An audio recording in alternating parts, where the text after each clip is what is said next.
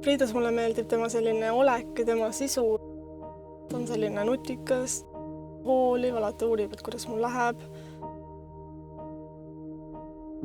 Esimese paari nädala jooksul juba, kui me paar korda olime kokku saanud, siis oli kindel, et siin on midagi enamat kui sõprus.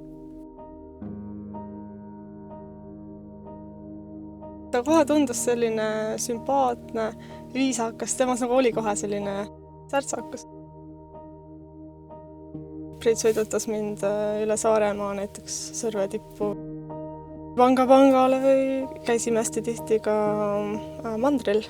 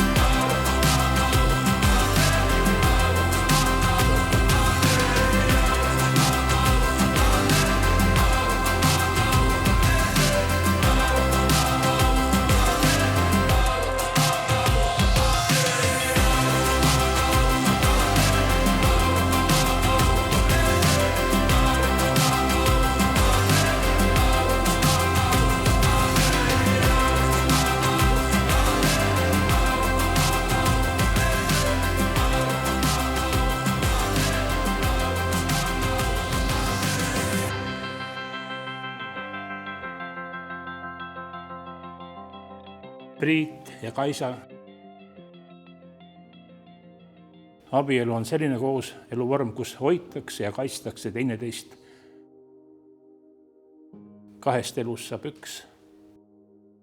Lihtsalt nagu Juhan Liivi sõnadega, ta tuli tuppa ja valgust ja selgust sai tuba täis.